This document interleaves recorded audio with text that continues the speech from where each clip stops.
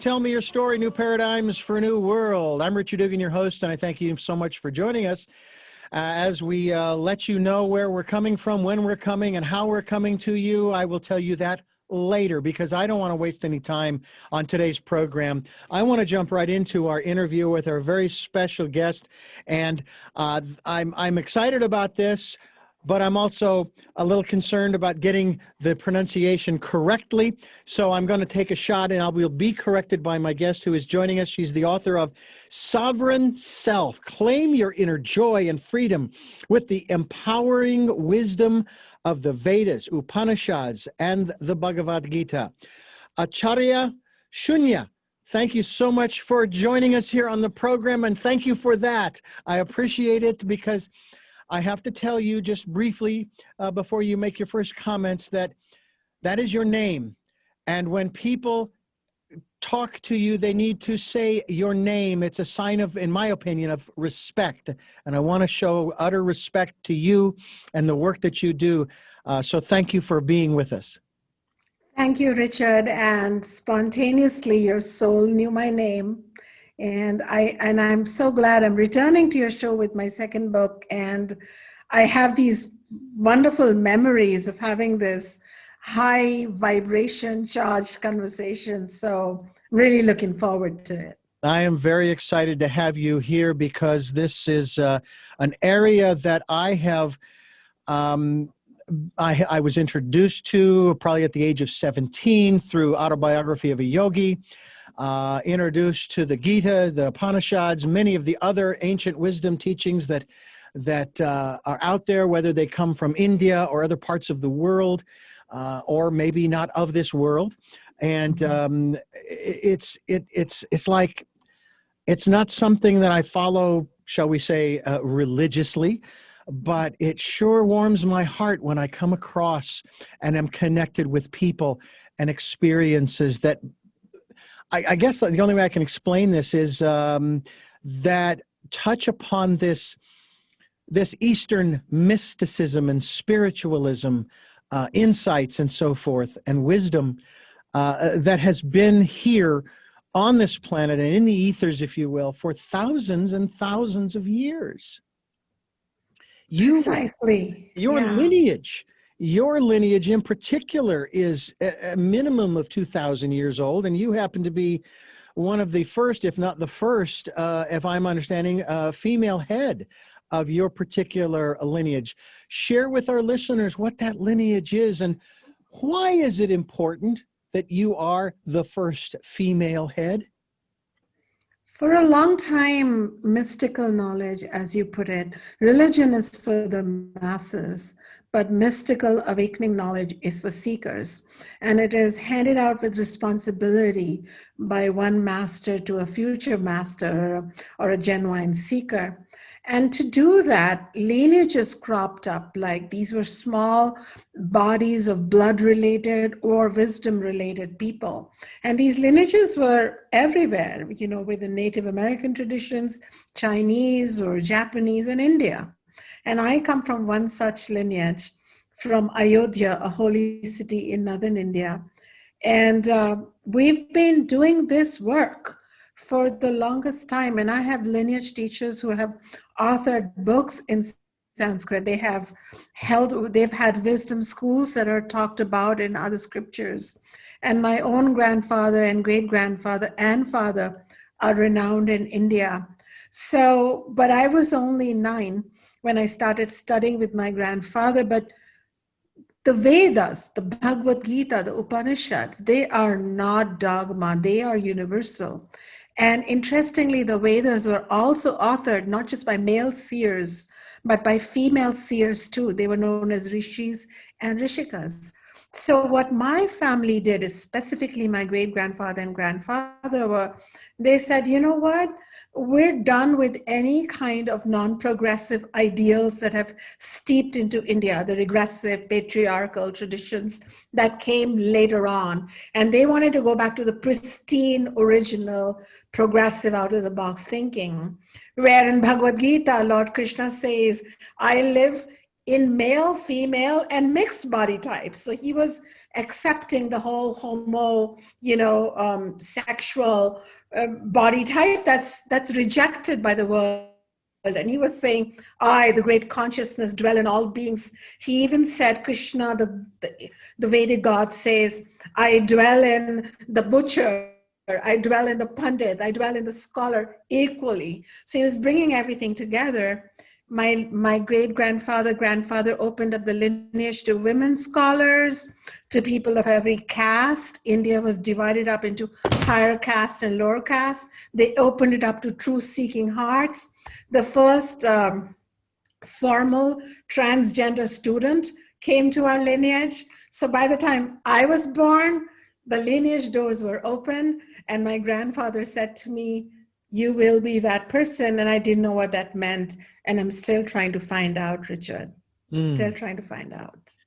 One of the other aspects that you described there, as far as the acceptance of all people, regardless of their, as the phrase goes, sexual orientation, it took me a long time to really grasp this, but I had to go back to my, it was either grade school or high school biology class. And what I remembered, and then I had to Google it and to do some research on it, was that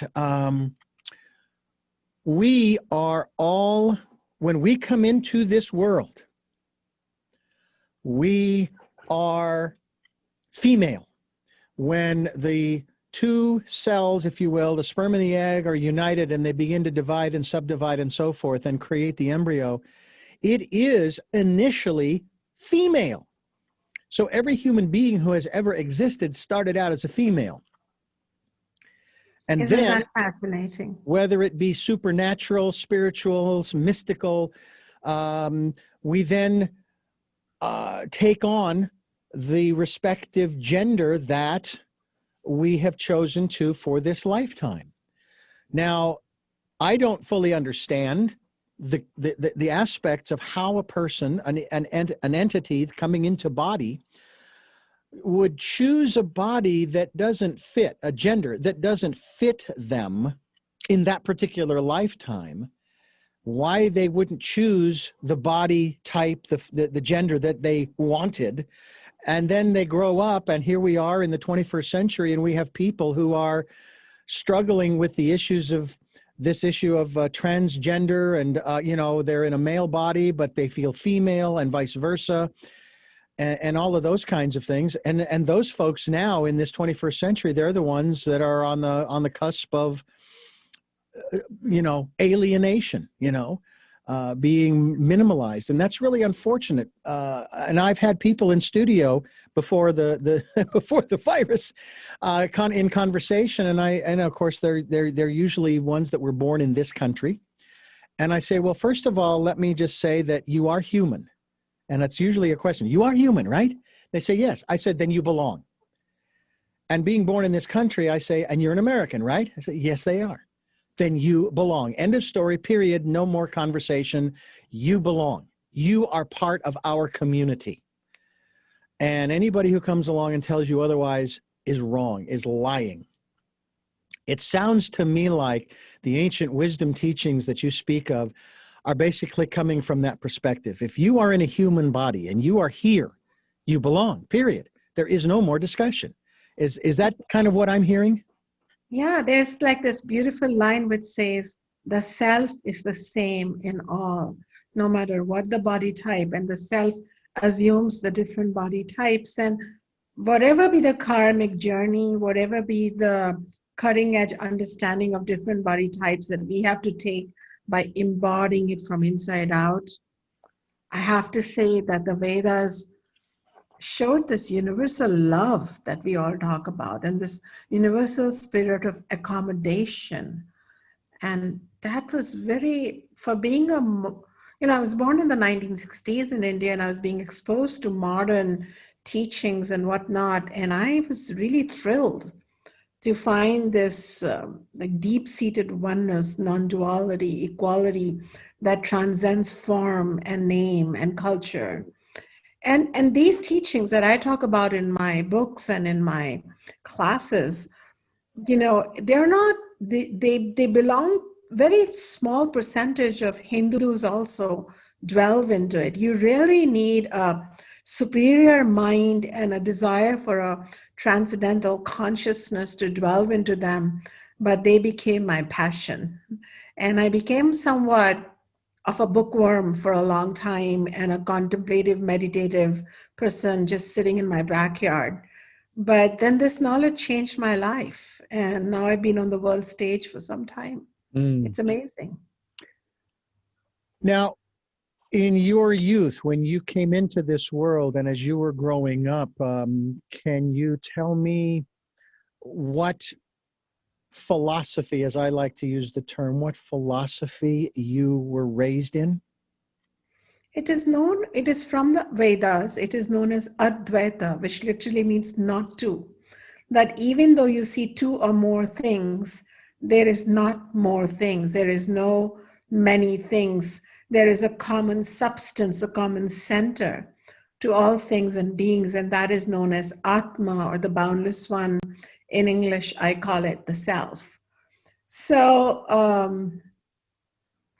that's the philosophy I grew up with. So we learn to respect and love and be dharmic, Mhm. ethical, be dharmic to everything that we encountered, including some difficult people or horrible people. That didn't mean we became we were allowing people to walk all over us. We had to have boundaries.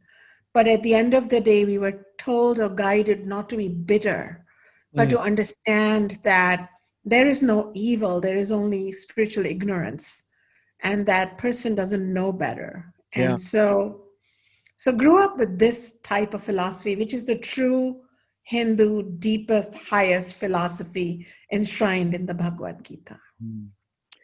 We're going to jump into discussion about your book here in just a moment, but what you just said was rather interesting for me because I grew up, of course, born and raised Catholic, Western Rite of the Catholic Church. I make that delineation because when I married my first wife, she was of the Eastern Rite of the Catholic Church, Byzantine Catholic. And I never became an ex-Catholic. I am not a practicing Catholic, mind you, but I never found anything abhorrent about the church. Certain aspects within it have a problem with that we've seen in the news, but as far as the ritual, the tradition and the ceremony, I still hold all of that very near and dear to my heart. And one of the things my mother did when I was 16, I would deliver the morning newspaper here in Phoenix, Arizona, where I was born and raised. And I'd come home and I'd go back to bed on a Sunday morning, and she'd get me up at 9 saying, "Hey, it's time to get ready to go to Mass." And I would pull myself out of bed. Well, one morning I didn't want to pull myself out of bed, and she says, "Okay." Years later, I asked her, "Why did you do that?" She says, "I didn't want you to push away from the church," which I've never done. But I have found that it alone does not serve me. And so I have searched and looked for many different philosophies out there. I became a Baha'i for a year and a half, and love many of the sayings of Baha'u'llah, who says, if you have accepted one of the masters, the messengers of God, you have accepted them all. If you reject one of the messengers of God, you've rejected them all. Well, one of the things I learned when I was working for a Christian radio station was that I was very curious, and the answers I was getting just didn't make any sense to me. And then when one of the big figures here in the United States in televangelism, who was just castigating everybody who didn't believe the way he thought they should and living the way they thought they should, when he passed on, the only thing I could think of at the time was, well, at least now he knows the truth. You know, now he knows the truth, and that he, in that lifetime, was really being unfair to a lot of his fellow human beings. And that's one of the things that I find so wonderful about some of these ancient wisdom teachings, is the fact that I know enough about Hinduism and the Eastern religions. There's the caste system. Well, many people think, oh, well, we don't have the caste system here in the United States. But we do. And it's based upon what you believe. It's based upon your political affiliation. It's based upon your economic status. It's based upon your education. So we have multiple caste systems. And boy, you can wind up at the bottom of the totem pole real quick if you're not making enough money, you don't have a good enough education, you're not believing in the right things, and you're not following the right people in politics. And it's really, really a sad thing. And so we here have a lot to overcome. Do the people in India have this same issue? Is the caste system waning away, or is it alive and well? So what's beautiful is that Hinduism, which is like one of the religions apart from Sikhism, Jainism, Buddhism, that was inspired by the Vedas, but maximally the Hindu religion, does not have a caste system, because Hindu text is the Bhagavad Gita, which preaches equality. But caste system is a social evil that creeps up in ignorant human societies, whether it's in the east or the west, north or the south. Mm-hmm. So it crept up in India and it got co-merged with Hinduism.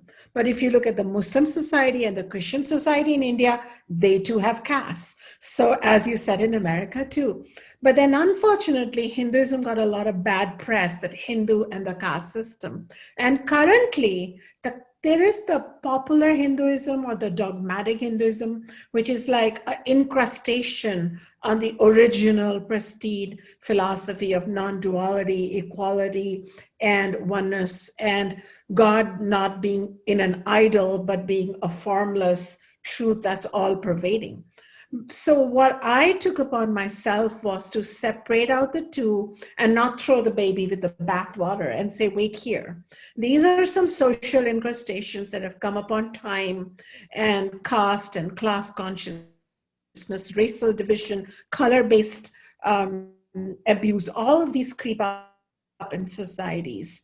But I did not have to, for example, Richard, look elsewhere, and I'm not saying it from a place of vanity or anything. I would have looked elsewhere because I'm a big skeptic, and I don't buy anything just because I was born into it. Mm-hmm. But I did find the Vedas, the Bhagavad Gita, and the Upanishads deeply expansive and fulfilling my need to be a evolved being. Where I had to move away was from the popular ritualistic incrustations that had come in the last 1,000 years or so. And I'm like, that's not me. So even in my book, I talk about the original Hinduism or the original Vedic Bhagavad Gita based teachings. And I think even in Christianity, there are the mystical teachings, mm-hmm. which are universal and very non-dual. And then there is the religion, which then says us and them. And so be it. So that's the way it is. But the religion itself encourages us in India, in the Hinduism especially, encourages us to step beyond these superficial differences and embody dharma, a conscious way of living and acting. How many do it is a question mark, but a critical number of people do find inspiration. And then, Richard, some people will use even the highest philosophy and convert it into a dogma and a way of life and a cult, and you can't stop them. No, they're everywhere. They are indeed. They are. I am in awe of those who penned what I refer to as ancient wisdom teachings.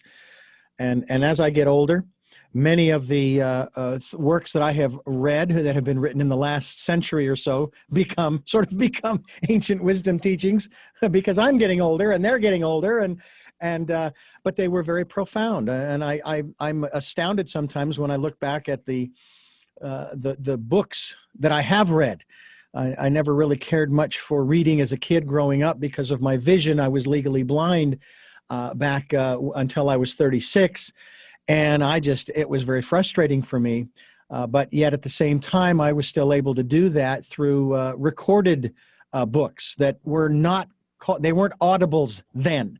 I like to say this phrase: I was listening to audible books before audible books were cool. Okay. They were recording books for the blind and visually impaired going back decades. And I actually listened to Autobiography of a Yogi on a record, a disc that played at 1 7/8 revolutions per minute. That's one slow album, let me tell you. And I have it on my phone. And I have to say, I was gratified at one level when, after Steve Jobs, who was the founder of Apple, passed away, they said there was one book and one book only on his phone. And that was Autobiography of a Yogi. And I was like stunned in one sense. Here's this really white guy. I mean, you know, he was very pale in his skin tone, who was doing what he was doing, and yet obviously embraced that particular philosophy, which really encompasses many. One of my favorite quotes from the book is from Teresa of Avila, who says that God is amongst the pots and the pans. So God is everywhere. And that's one of the things I love about this program. The universe, or God, if you will, asks the questions, hey, I'm just along for the ride. I'm just a vehicle, okay? I'm a mouthpiece is what I am. And I want to talk about sovereign self. Claim your inner joy and freedom with empowering wisdom of the Vedas, Upanishads, and Bhagavad Gita. From the standpoint, Acharya, when we talk at the beginning of every program, I didn't do that this time because I wanted to jump right in. We talk about the 2020s, the decade of perfect vision. When I speak of perfect vision, I'm talking about the perfect inner vision and encouraging people to go within, to find that still, peaceful, calm place where they can relax, rejuvenate, recenter, and refocus, where they can listen to that still, small voice. And you talk about that in terms of accessing our spiritual birthright of freedom, wholeness, and joy through the perennial wisdom of yoga's ancient spiritual texts.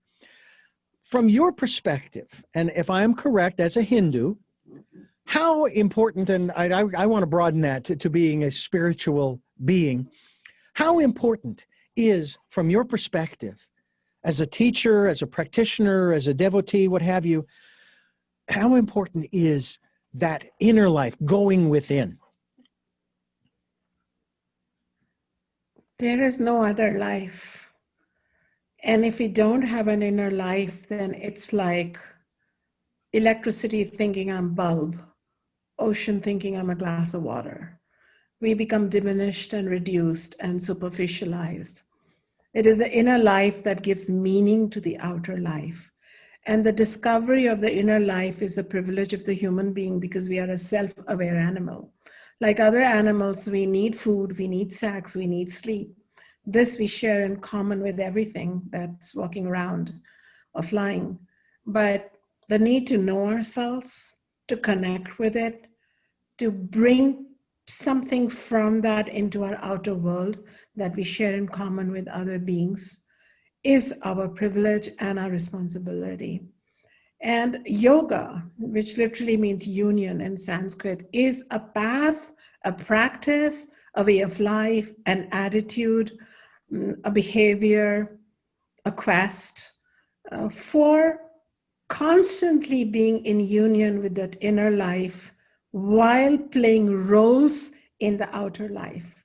And if we don't have this yoga or union with the inner life, there is a chance that we will become lost in our outer life, its labels, titles, and its ups and downs. For example, if I don't have an inner life as a boundless, sovereign being who's complete unto myself, what happens with this podcast, if I stutter or stumble, whether more people listen to it, rate it, or review it, has a potential to mar my, my state of being, my peace, my happiness. Mm-hmm. But if I'm anchored in myself, and so are you, we are freed up then to play the roles of host and guest podcast hosts and podcast guests, have a blast, and then go to bed without a single thought or worry, because we go back, we came from our inner being, we surfaced and played roles, we went back to our inner being.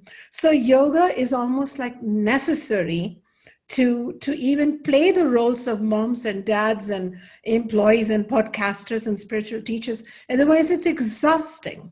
And when people don't have that inner life, they become quite desperate and work too hard for crumbs of approval, and we start performing and become estranged from our being. And finally, if we don't have books like the ones I have written, which take some time to contemplate and yearn and search for the inner being, it's not a quick trip.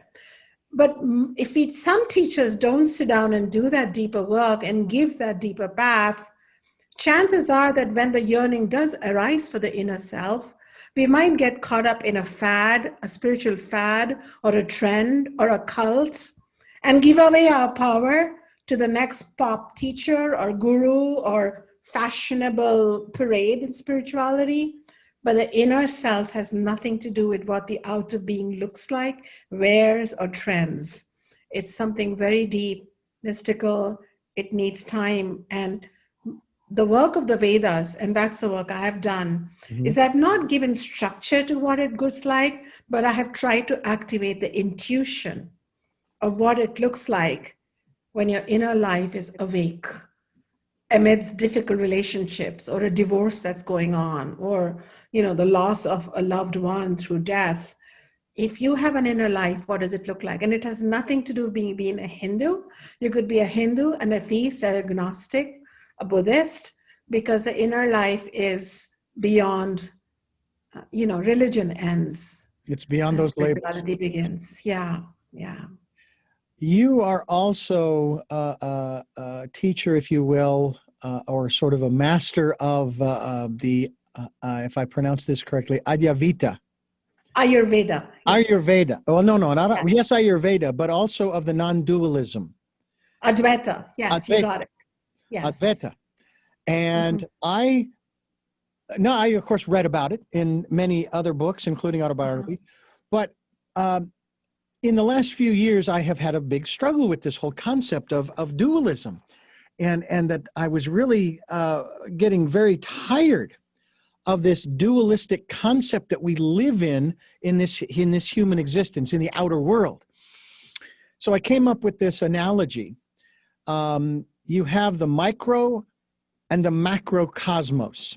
And when we, let's say, look through the Hubble telescope, for example, people just recently saw Saturn and Jupiter, what appeared to be like an eighth of an inch apart from one another as we looked up in the sky. I was told that eighth of an inch from our perspective is actually 400 million miles. Be that as it may, you look through the Hubble telescope and you see all of these different things happening. You see supernovas exploding. You see meteors and comets and asteroids and this collision and that, and the spinning and the turning and the bumping and the grinding and all of this kind of stuff. And our response is, ooh, wow, oh man, look at that, wow. There is no judgment there. There is just awe. Now, I have always believed, even as a child, that the microcosmos, under an electron microscope, for example, is a mirror of the macrocosmos. Because I was taught that you had these electrons, protons, neutrons, atoms, and so forth, and everything is spinning. Everything is rotating. Everything is moving. And the same kinds of things are happening, whether it's cells dividing, whether it's things bumping into one another and absorbing one over another, and on and on and on and on. And again, we just kind of look at that in awe. But then when we look at what I've termed the midcro, macro, micro, the midcro, which is where we live in this human world, in the outer world, there is no awe. There is either fear or love or joy. And I'm thinking, wait a minute. If you look out at the macrocosmos and it just is what it is, it's just doing what it's doing. It has no judgment on itself. It's just doing what it's doing. And you do the same thing with the midcro or the microcosmos. Why can't you do the same thing with the midcro, where we live? Why can't we do the same thing? it just is what it is. I got hit by a car. There's no judgment there. It just is what it is. I just got a bonus check in the mail. It just is what it is. There's no joy there. It just is what it is. And I'm not saying that we should not experience our emotions, but it seems as though because we pass judgment, because we believe that this is a plus and minus universe at our level here, that we get trapped in the emotions of either bliss, joy, or fear, frustration, anger, and so on and so forth. Talk to us about the teachings of non-dualism from your perspective, and how you see the universe. And something tells me that the inner life is a big part of this. Well, first I want to say that you made some very deep, you shared some deep insights.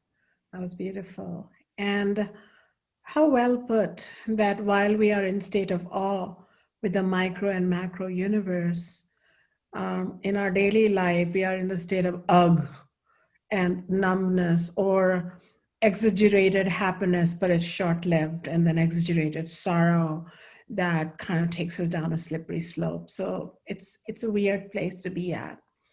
The Vedas, the Vedic wisdom, have offered us some insights into how these are all levels of reality, but they may not be the ultimate reality. So they say that, and it's interesting because I have come across passages which say that when you enter your inner being, like at the cellular level, at the body level, and say you were to become that subtle, because distance is relative, right? So the spatial distance between one electron and another electron is galactic miles. So we think they're just two particles, but you'll find the whole universe within you. And we have images of a yogi meditating and finding the whole universe inside them. So what's outside is inside, what's inside, what's outside. Then what the hell is this? Where we're stuck, And so here we are told, yes, so this is where you need to become more of a witness, known as a sakshi. So there is an active part of our mind, and then there is a witnessing part of our mind. So the witnessing part of our mind, so the witnessing part of me has to right now witness the actor part of me, which is acting on the world stage, being a spiritual teacher, an author, a podcaster, and having a very worldly identity. And the more I just witness without judgment, like you said, superimposing, this will work for me, so I'm going to be happy. This doesn't work my way, so I'm going to be unhappy and be a victim. So if I'm not going to do that, if I just step back and be more as a sakshi or a witnessing awareness, what the Vedas promises that this world, how it appears, will change. And the enemy who you want to just kill may appear as a friend, showing you something you need to know. And your bestie, with whom you gossip and lament, will appear as a dark force that is keeping you stuck in your comfort zone. And the death and the loss that you thought unmade you actually made you. Because of that death and that loss and that grief, you found a higher passage of your consciousness. So this world, if you have very gross vision, appears very gross. You pay your bills, you drink your OJ in the morning, you drive to work, you gossip about your boss behind his back, you dream for things, but you age and then you die. That's a very basic life. But if you become more of a witness and you take the sacred instruction or listen to these sacred insights and these chants, they shall awaken mystical awareness within you, your ability to find the macro and the micro and the macro will meet you right here in the world. And I'll tell you this, Richard, I would be sitting in my backyard while my son would be doing his homework or playing with the dog. And I would just be in my swing, watching my breath and inwards, and the whole world will stop.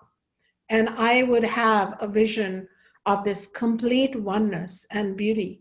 So I've had these moments, and though I don't earn my bread and butter by showing off how I had those moments, but just something in me wanted to share this, that I live in this very typical world, but I don't behave typically in it. Mm. And when everybody's angry with someone, I'm able to find a compassionate bone within me. Ha ha. And when everybody's scared of someone, I'm able to find a strong, fearless part in me. So this world is the training ground of souls. That's very clear. And we are lucky if we hear podcasts like this, or read books, or study the Vedas or sacred mystical teachings of various traditions, not just the Vedas, which talk about enlightened awareness. Mm-hmm. And then the mid area of our being. So the one last thing I'll say is the Vedas say that just like you wake up in the dream where you were really scared and you go, oh, that was just a dream. Yeah. Mm-hmm. There is one more waking you have to do from your waking dream, the sleepwalking waking time, where we meet our relatives and we play these pithy roles. I'm a mom, I'm a ballerina, I'm the president of the country. And then when you wake up, you realize, I was never born, I never died. This was a giant Leela or a big illusion. And I am the pure spirit, and I dwell everywhere and in everything. And that moment is called mukti, freedom, or moksha. So that's something that's waiting for us to awaken. Yeah. The reality of all realities is there is no death. There is only transformation. Only transformation. Only Exactly. transformation. Yeah. It brings to mind 4 steps that I went through. And these are 4 steps I could have gone through with even the bullies in school when I was going to school, some 40 or 50 years ago. The first, and this is something I discovered over the last 4, 5, 6 years. The first was, thank you, teacher, for teaching me how not to be. That was the first one. And it was hard to say thank you, teacher, because of my judgment on that person. Mm-hmm, mm-hmm. Then I went from that to, I forgive you, but more importantly, I forgive myself for allowing myself to get drawn into this quagmire. The third step was, what is it that you are so afraid of that makes you be this way? And one of my guests not long ago shared with me the 4th step. And it is one that you have to mean it. It has to come from the heart. It has to come from every subatomic particle of your being. 3 simple words in the 4th step. To this, let's just say this individual, this person, maybe this group of people. And those 3 simple words are, I love you. And those 4 steps, as I said, it took me a couple of years to work through them. And then, of course, I acquired the 4th step from one of my other guests. And we were talking just about that, bullies.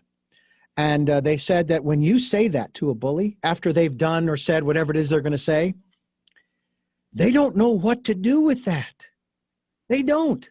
They don't have a clue as to how to handle that, and it kind of shuts them down. Because someone has just said, I love you. What the heck? I just called them all every other kind of name. I just punched them in the face. I did this, that, or the other thing. And and their computer can't handle it, and sort of goes into overdrive, so to speak. And I think that's really, I think, from my perspective, something that I think that can work for folks. I wanted to ask you, as we jump into sovereign self, claim your inner joy and freedom with the empowering wisdom of the Vedas, Upanishads, and the Bhagavad Gita. I know what sovereignty is in the Western context. Here in the United States, people are exercising their sovereignty by not wearing a mask, by not washing their hands, by not stepping back 6 feet, because they are sovereign individuals. They have the constitutional right to do whatever they want, whenever they want, however they want, to whomever they want. I don't think that's the kind of sovereignty you are speaking of in sovereign self, is it? What is your definition in sovereign self of sovereignty? Thank you for asking that question and for pointing that out. And it's interesting that my book comes out at a time when, with everything else, sovereignty too has become all about the ego. And in fact, the sovereign self is about when the ego surrenders and dissolves, and there is a sovereignty that is intact in our soul. And in it is a built-in construct. It's a win-win sovereignty. It comes with ethics or dharma. It cannot be my win or my power or my sovereign right over yours. It will somehow help the person who's connected with their sovereign being connect with a greater planetary consciousness, connect with greater sense of equality, harmony, oneness. And from that will arise self-governance, what to say, what not to do, how to behave, so that I can be of service and I can be of value because I understand of incredible value that I am to myself. So in short, the sovereign self is not teaching the ego how to be more egotistic. And by the way, Richard, in case you've noticed that there's a whole stream of books and writers which are pretty much talking about being rebels and, and not following rules and saying it like it is, and it sounds real fun. And sometimes I read those fun blogs or memes on social media too. But true sovereignty comes when we live and cooperate in the world, in the family, in a community, and then even within ourselves. Do our senses listen to us? Do our thoughts and feelings are under the mastery of the mind, of the soul, or do they just do their own thing? Because then we are split up inside ourselves and we're not able to achieve the goals we were meant to achieve or live the life we were meant to achieve. So in summary, number one, sovereign self talks about how to be the sovereign master of your own mind and body so that you are not split up inside you. And number two, sovereign self helps you become a master of your life and of service through dharma in this planet by becoming connected to a sovereign spiritual truth that is common to all beings. So it's a spiritual state of sovereignty. It is kind, it is gentle, it is nonviolent, yet it is effective, and it is fearless. That's what I would say. I have heard in this country people, as I said earlier, speak of their constitutional right, their First Amendment right, and that they are not going to give that up. And I took a look at that phrasing and I thought, you've got it backwards. This isn't about giving up anything. I wear a mask. I stay 6 feet apart. I try to sanitize my hands as often as I can and so forth. But I'm not giving up my individual constitutional rights. I'm exercising them, because in our founding documents, it talks about promoting the general welfare and preserving the blessings of liberty to ourselves and our posterity. And that to me is more important than the self in this First Amendment to our Constitution context. That I want to see everybody survive this. And sadly, as of our conversation, 320,000 human beings no longer exist on this planet here in the United States. 320,000. And it's just one of the saddest things that I can honestly say, I just don't get it. These are not numbers. 320,000 human beings, individuals who were parts of families and had friends and parents and children and on and on and on. They had lives. And I'm sure that you have had in India, as well as other parts of the world, many, many deaths due to this virus, whether the individuals had underlying conditions or not. Some people died from the virus because their immune systems were so compromised.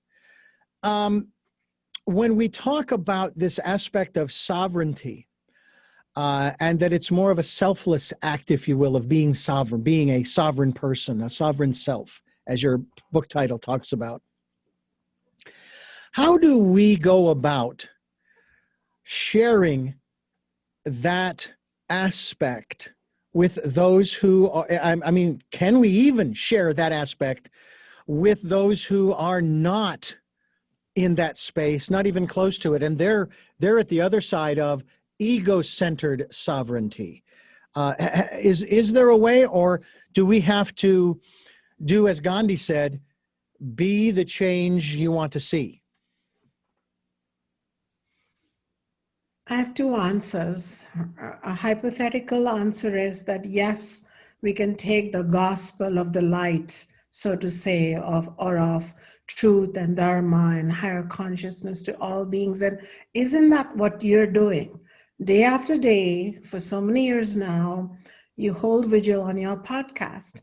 And I write books that with fierceness and truth and commitment, and not skipping things, and not making irresponsible comments that would put me on top of the bestseller list, whether it's the truth or not, because I'm hoping that one day this book will land in the hands of the people who really need it, who are stuck in darkness and who are hurting themselves and hurting others on the planet. However, there are other teachings in the Vedas also which say that you need a certain qualified mind to even appreciate these readings or these teachings, because people have to be ready to assimilate them and achieve them, because the ego is going to quickly reject it, not just because it's coming from a different spiritual tradition, or it's being taught by a woman who originally came from India, or even if you let all that go, even if it was packaged in such a way that it was assimilable for every culture, people don't want light. They have an allergy to light, because that means they'll have to deal with all the choices that they are making, and their consciousness has fallen asleep, and they are numb, and they have no guilt and no shame at this point, the healthy shame. Mm-hmm. And so it's all shut off within them, and they're operating at a very selfish level. And here you take these wisdom drops. If they're going to hear you and my conversation, they'll turn the channel. They'd rather not hear this, or they'd rather hear the rhetoric from the extreme right media that's going to support their point of view.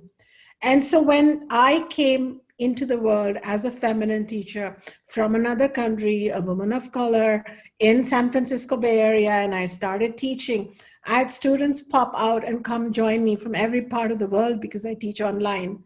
I have Muslim students, Christian students, Jew students, Hindu students, because I'm teaching the universal truth, albeit respectfully from the Hindu scriptures. Yes, agreed, but it is universal, and it makes them better Jews and better Christians and better parents and better people. However, I don't try too hard now to convert those who want to stay in resistance and darkness. And once again, the Vedas give us an answer. They say we teachers don't have to do it all alone. There is a collective will, a higher will, known as the yugas, the epochs. And this is the epoch of darkness. And here, the genuine spiritual people are going to find themselves a little bit fragile, vulnerable, and lesser in numbers. So we better all hang together. And darkness and immorality and the gossipers and the rumor mongers. And as you can see that, the falsehood will reign, and the real teachers may even be disrespected, and the false gurus will be throned and garlanded. But don't worry, it's a cycle, because this is what humanity needs to do. It needs to bleed itself, destroy its environment, hurt its own children, think stupidly that I can dump waste in a third world and it's not going to come back to me. It's all going to come back full circle. Humanity will go through its own bad stuff, to put it simply, and then there will be a new epoch, the epoch of light. So we will all progress. The job of people like you and me and others like us is to just keep that one candle on, like the prodigal son will return or something like that. Mhm. We just keep that vigil. We should not get sucked into the darkness. We should not start behaving like them and get seduced into that. And so a lot of my work goes into being who I am and remaining who I am: authentic, truthful, dependable, simple, real. And that's all I want to be. And sovereign self will find it's already, it's doing well, even in its pre-order phase. But I know that my work has found seekers from across culture and national lines. And I'm sure you found listeners across the world because they find a way to find you. There's so much thirst, but there's so much deception and self-deception going on at a collective level. It would be foolish to try and scramble through all of that and make a difference. So sometimes at the end of the day, Richard, I just have to step back into a witnessing mode and say, oh, well, the world's falling apart. It's getting crazy. I'm just going to chant. I'm going to deep breathe, go to pray for everyone and go to bed and wake up the next day. I do the same thing I do. Talk about the sovereign self. Acharya Shunya is my guest, and she's the author of Sovereign Self, as she just stated. Again, it is Claim Your Inner Joy and Freedom with the Empowering Wisdom of the Upanishads, the Vedas, and the Bhagavad Gita. And this is an extraordinary opportunity for you to find out more. We're not asking you to change your philosophy in any way, shape, or form. More importantly, we're actually asking you to add to it.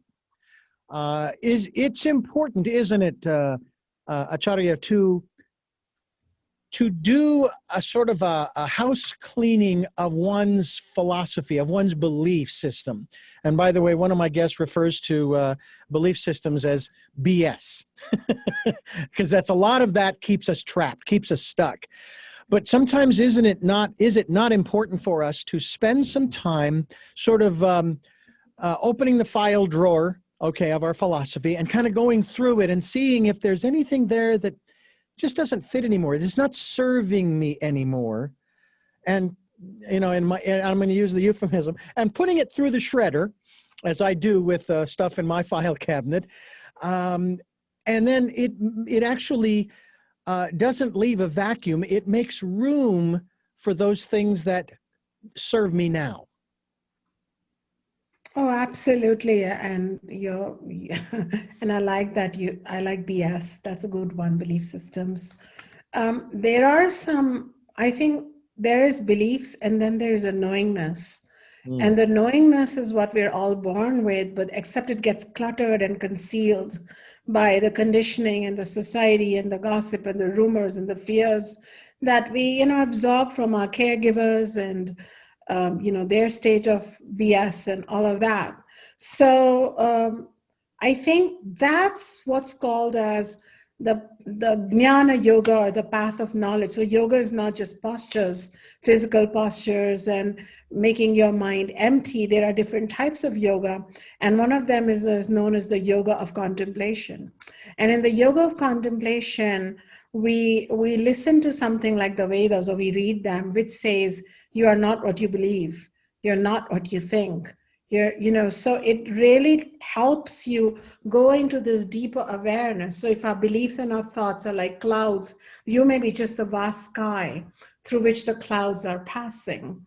And these clouds can be dense enough to cover the light of the inner sun. And you may feel like it's dark and you're depressed and you're unworthy. But the reality is that they're just clouds. And as, like you said, you have this practice of taking them through the shredder.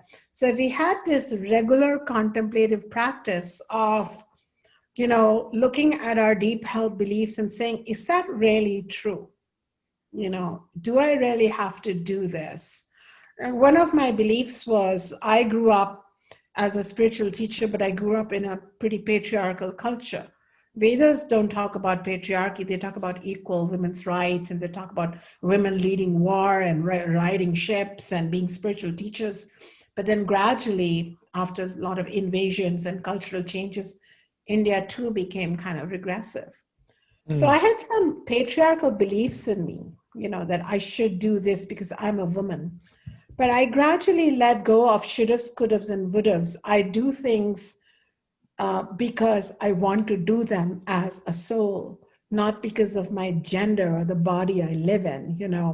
So that's really helpful. So I had to let that go, and I did that in my 30s. But until 30, that belief was kind of holding me, and that was the ceiling of my reality, wasn't it? Even though I had the Vedas, so I had all that knowledge, but the Vedas then made me question. So I talk about, 4 types of thoughts: self-pity, self-pitying beliefs, angry beliefs. Then I talk about clarifying ideas. Then I talk about beliefs that make us valuable. So I had a new belief, and I call it, I am enough. That's a belief. I'm enough unto myself. So I have an organization. I have a couple of organizations. I have people who help me do things. And at the end of the day, I know I'm enough. And that really helps me feel free. So it's a new belief. Society didn't give it to me. I made it my own, and I remember it every day. I'm enough. So even if I'm about to drink too much caffeine, I think I'm enough. And then I don't need that extra cup to make me high, because I'm high unto myself. So that's kind of enough. So I totally agree with you. And sovereign self, a big part of it is to be sovereign, because we already are sovereign. We don't have to become sovereign. We already are that amazing sun. We just have to let go of that clutter of beliefs, keep a few or new ones from the Vedas or other mystical traditions we study that serve us, and presto, it's never too late to be who you were meant to be, lead the life you were meant to lead. And I'm liking it, Richard. I'm liking it. And I teach the same. How do we, and in my conversations with another guest on my program, Greg Braden, and his book was called The Healing Power of Belief, he told us that there will come a day when we, and this is probably more of an an individual experience, there will come a day when we will no longer believe, we will just know. And you referred to that knowingness. How do we, from these ancient wisdom teachings, how do we make that transition from a belief that does serve us? For example, my belief and my knowing is that my life has meaning. What is there a process? I don't want to say, are there 3 or 4 or 5 steps per se, but is there anything in these writings that speaks to that transition from a belief to making it a knowing? I know that I know that I know that my life has meaning, that this world is not an accident, and that when I die, when the physical body dies, it's just lights out. Because in my intellect, I say, that doesn't make any sense. We have all of these experiences. We experience all of these emotions. We connect with all of these other human beings for whatever the reasons are that we don't fully understand yet. It doesn't make any sense that this would all be just an accident, and when it's all over, it's just darkness. I made that leap, but I'm not sure how I did that.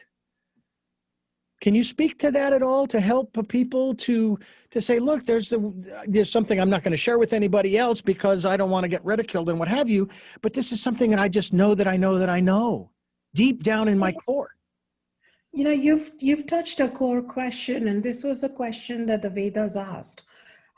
We can tell you nice things about yourself, but we're just telling you. And how does the Veda become your own knowingness? And in fact, that's why I love the Vedas. They talk about pundits quoting the Vedas without living the Vedas, living even one word of the Vedas, but just quoting the Vedas. So we were, so to say, memorize the new beliefs that I'm an amazing self, I'm a powerful being, I'm a blissful being, and chant it in Sanskrit, sound really fun, but you're just carrying the burden of the books, but you are not really living it. Yeah. So the Vedas suggested a 3-point journey.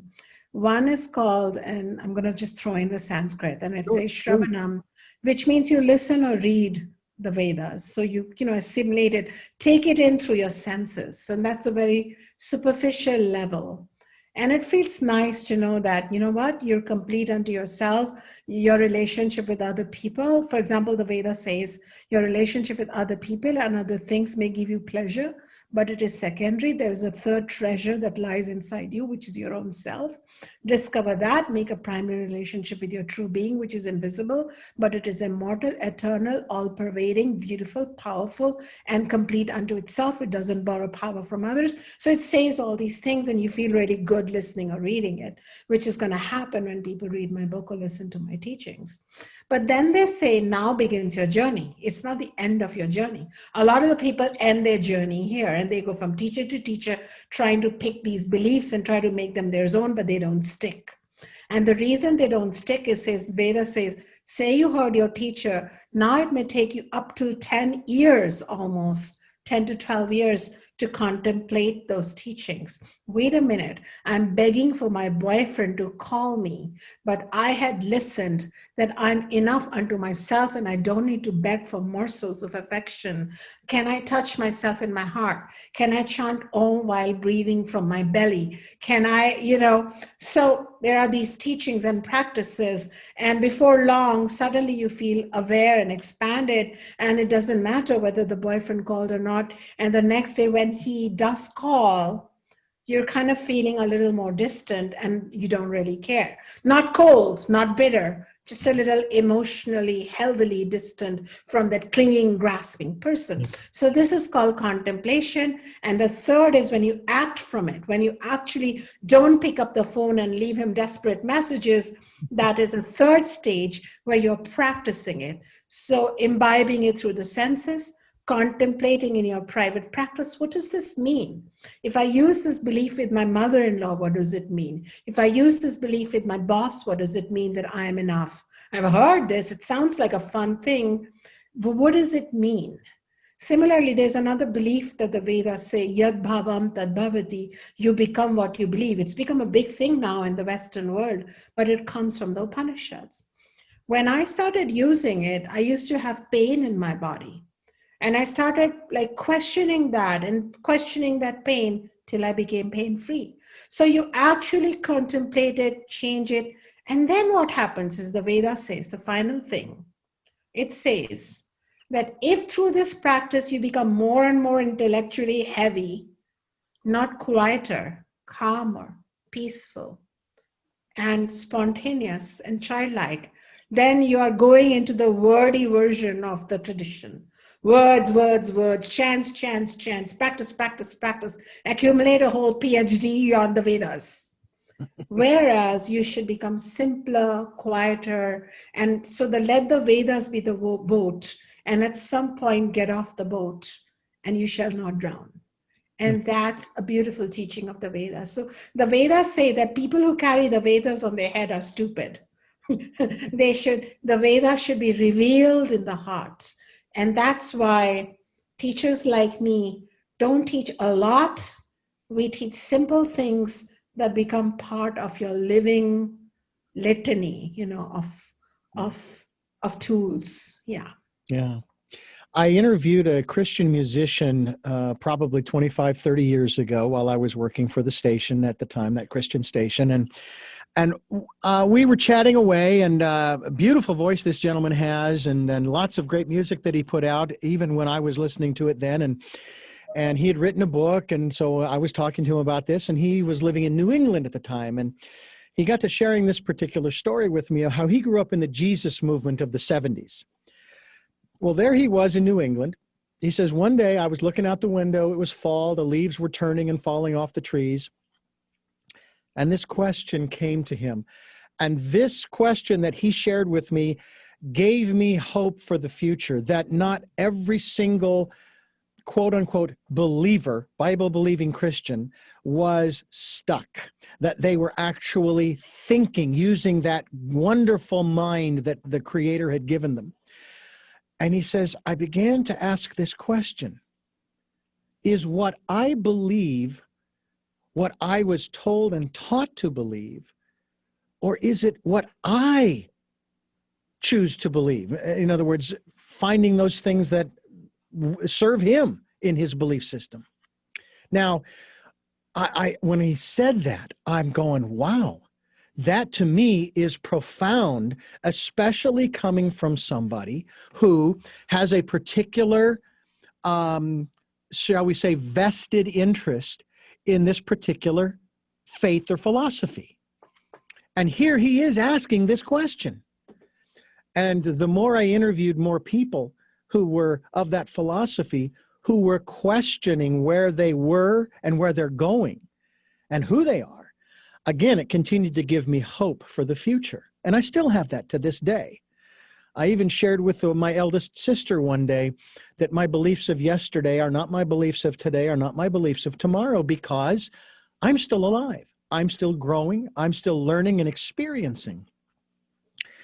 I have to wonder, Acharya, if you have come across people who they aren't lost. They aren't necessarily stuck, but they are the ones searching, and maybe not searching for a guru.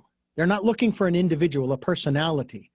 They're looking for that intangible that will help them to get through maybe this crisis that we're experiencing, maybe a struggle in a relationship, maybe financial distress, whatever it is. And they're not necessarily looking for solutions to those specific outer things, but they're looking for a way inside to put it into proper perspective. Do you run across people like that a lot? Can you reframe your question? I'm almost there, but I want to just... I think that there are people who it's kind of what you said earlier, they get caught up in the outer world's chaos, or the outer world's turmoil, or the outer world's dynamic activity, whether it be protests or on social media. I had an instance, for example, where I went on LinkedIn, which is designed for people to make connections, and I find many of my guests on this.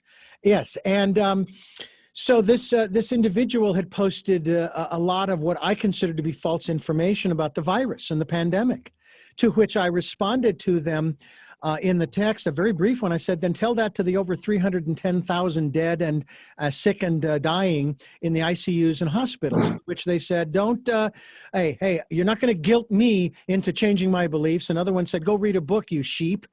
To which I then reported them to LinkedIn, and they were banned because I didn't feel that kind of information and conversation was appropriate for that website. You want to do that, go to Facebook. You want to do that, go to Instagram.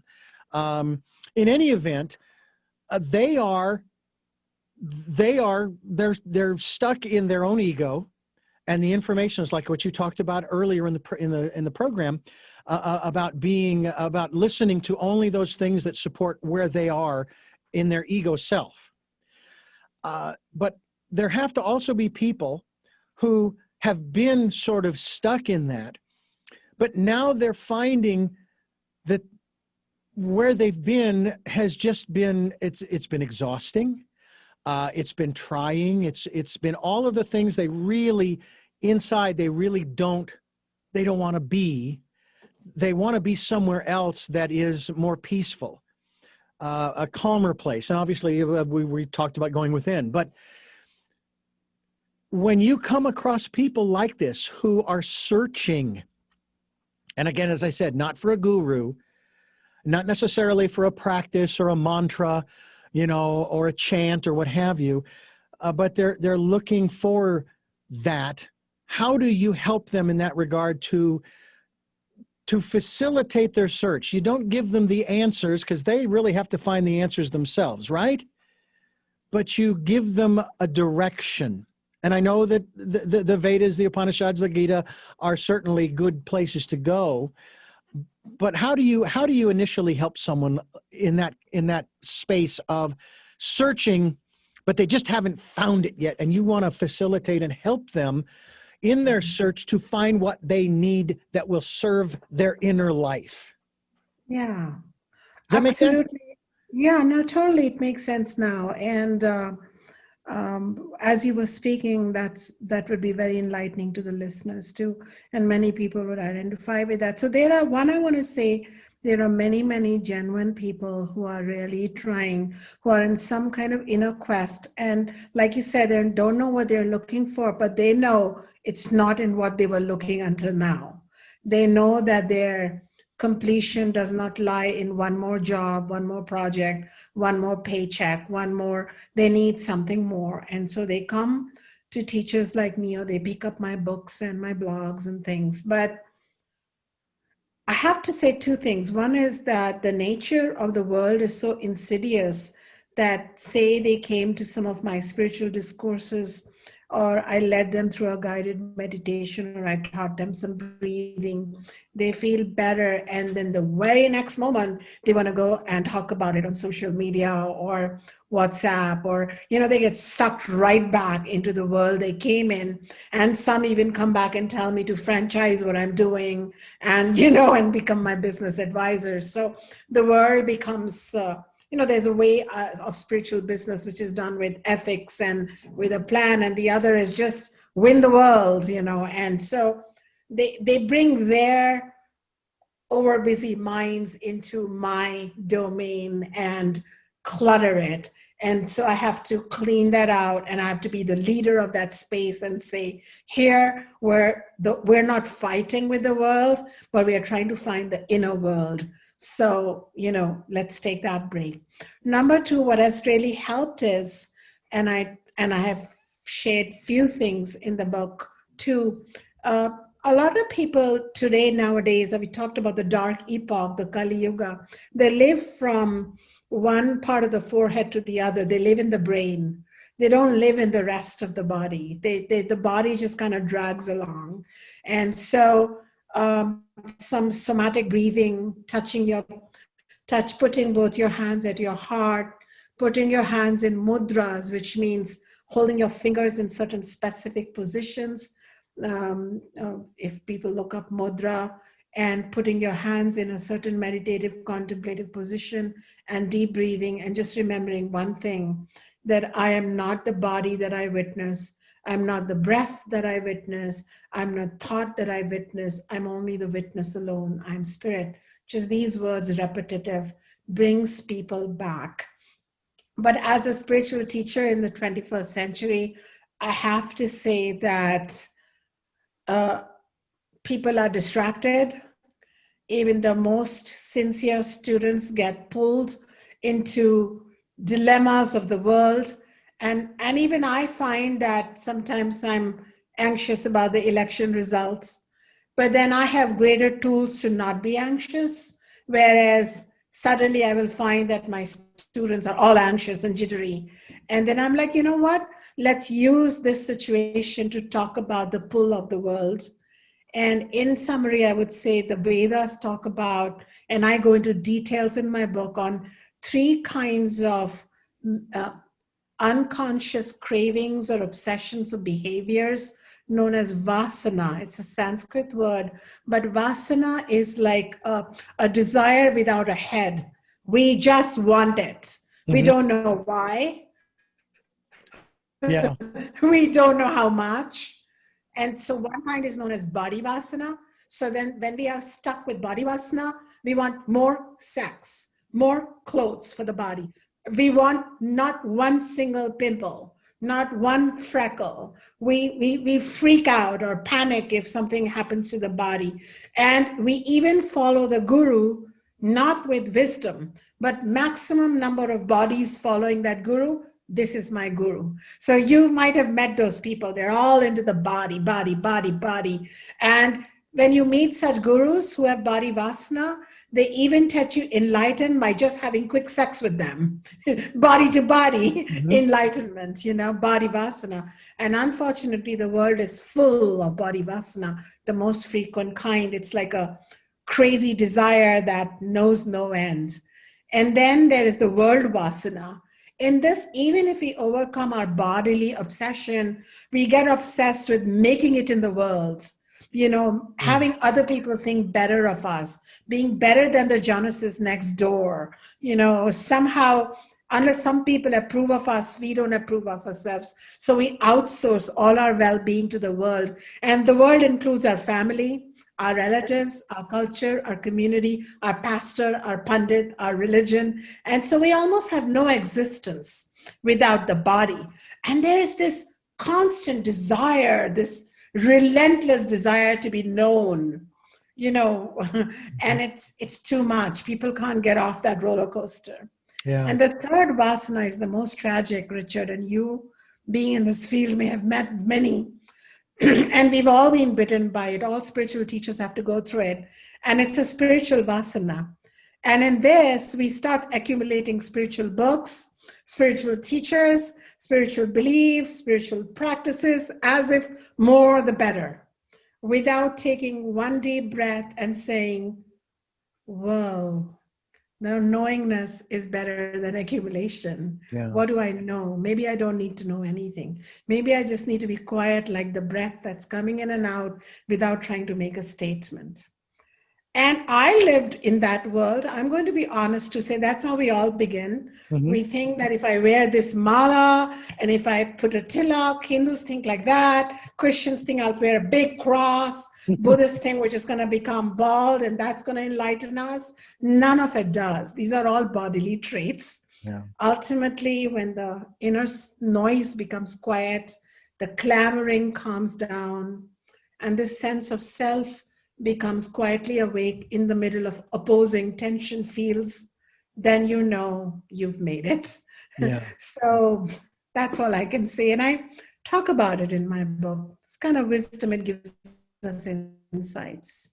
And the book is entitled Sovereign Self. We encourage you to get a copy. We're going to give you the website here in just a moment.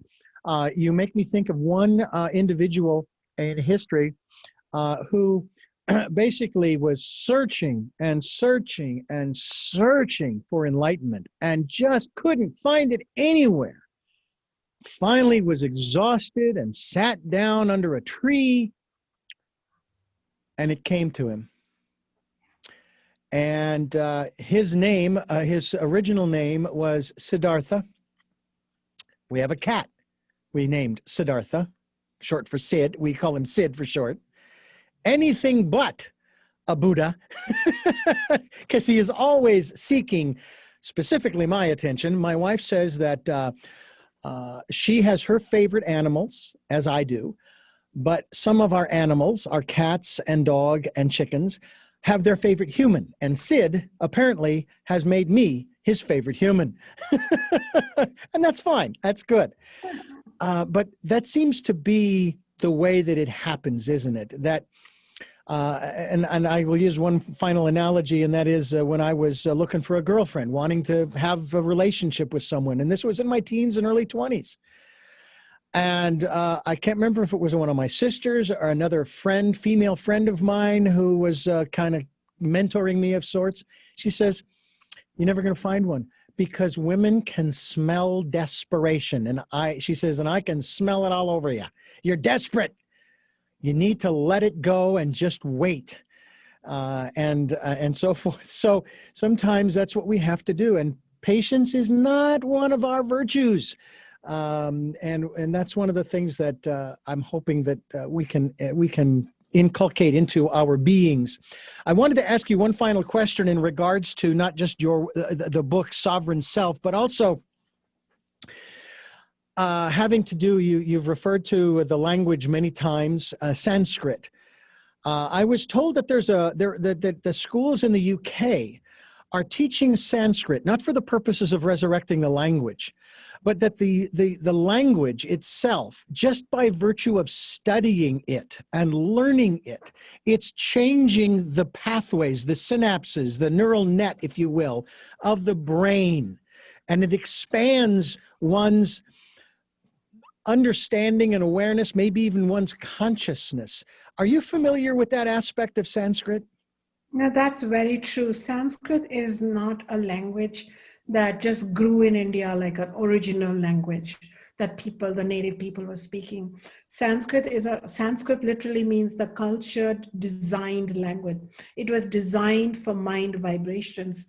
And in the Vedas or yoga, there are three kinds of mental vibrations: the vibrations that make you dull and kind of a little stupid, stupid to like hurt your own self Hmm. and take wrong decisions.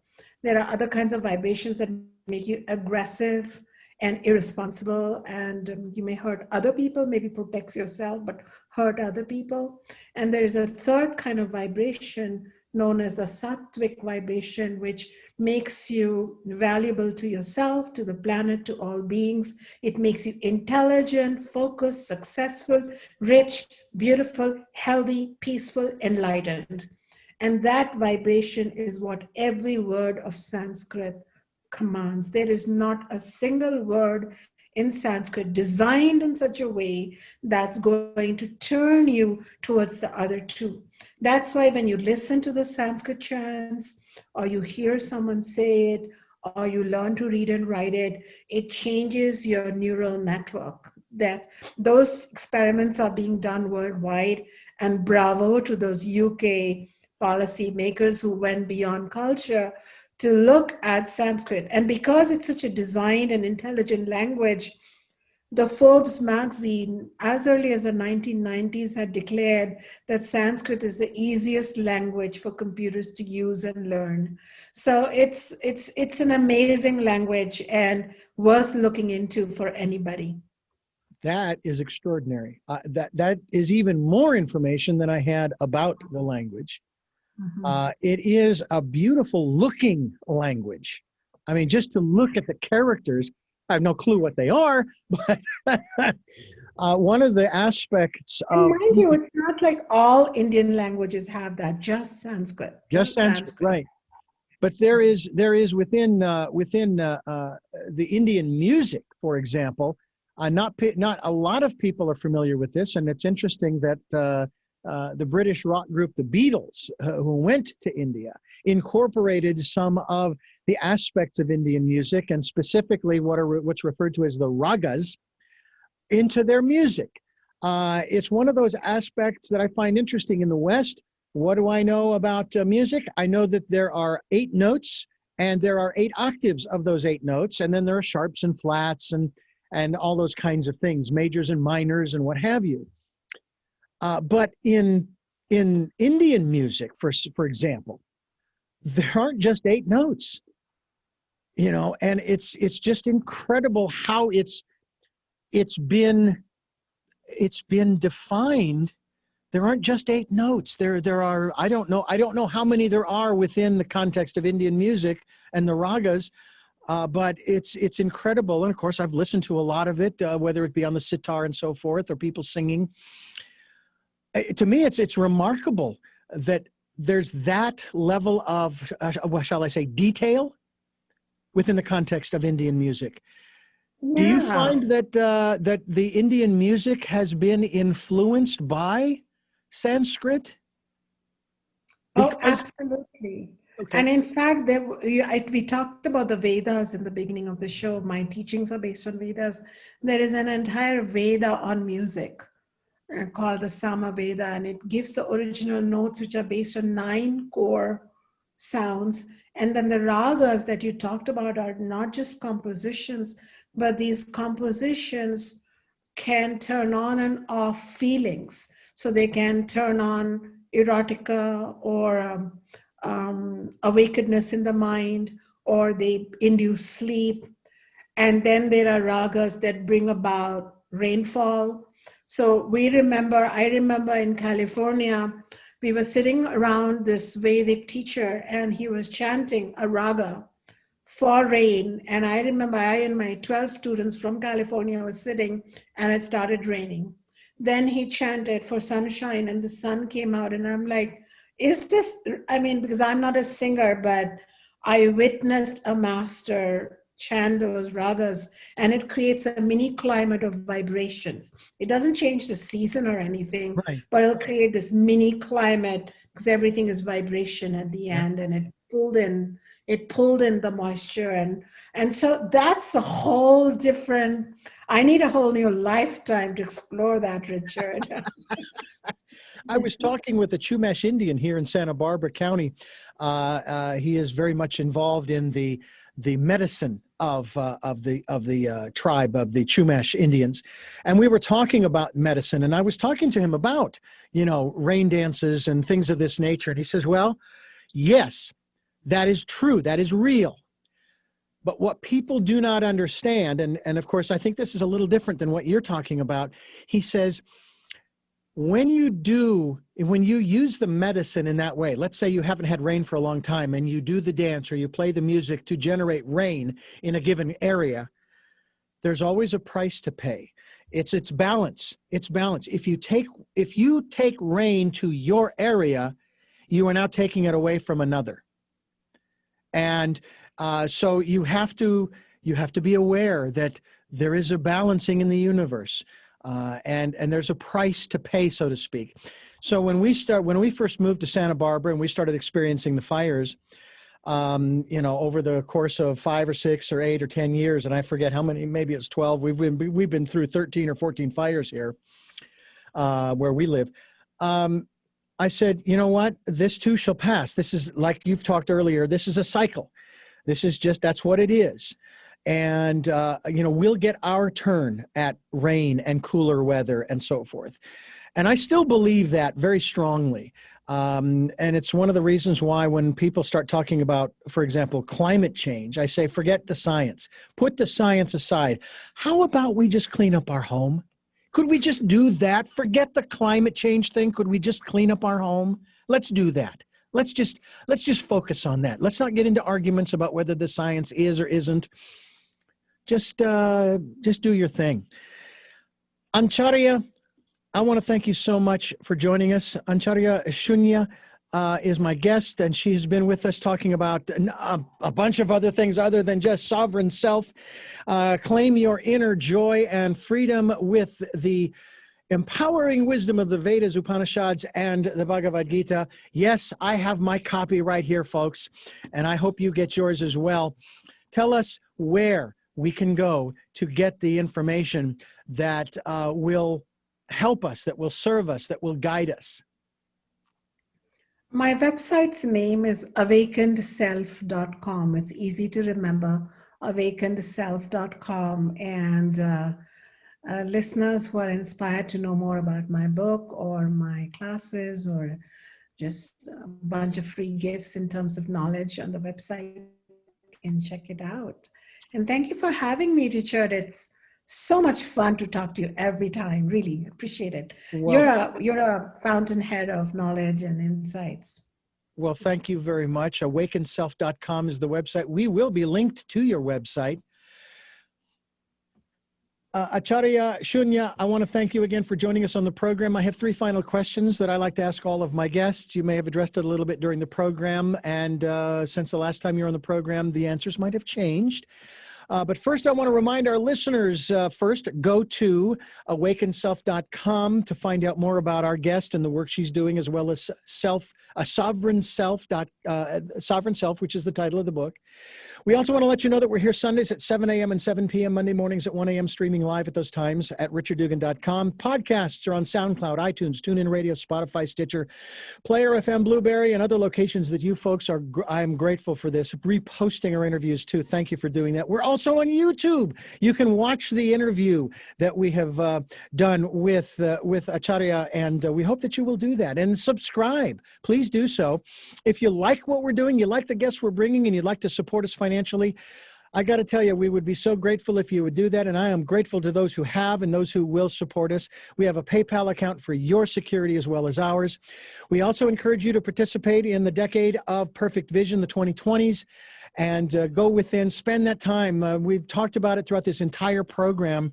I hope that you will start with 5 minutes, 3 minutes, any time is all at all. Even if you, eyes wide open, just sitting out, maybe staring at a tree. Doesn't matter how you start it.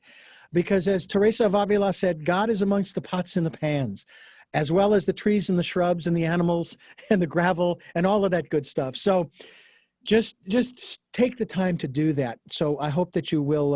I hope that you will avail yourself of the time. And of course, as we always do at the end of our program, we ask these three final questions. And again, my thanks to you for joining us. The first of the three is, who is Acharya Shunya? A true being who is having fun as a woman, a mother, a teacher. What is it that you hope to or want to achieve through the work that you're doing now? I have achieved everything I want. I am sharing the fruit of what I have discovered inside myself through my book and my teachings. And it's a lot of joy and playfulness for sure. And finally, what is your life's purpose? My life's purpose is to find the source of life, which I feel very close to now inside me, which is my true self. My life's purpose was to go beyond ordinary life and lead an extraordinary inner life. And that's what I'm doing. Well, Acharya Shunya, thank you again for joining us here on the program, all the way from India. I do extend namaste to you, and I look forward to having you back on the program to talk more about this and the other works that you are doing.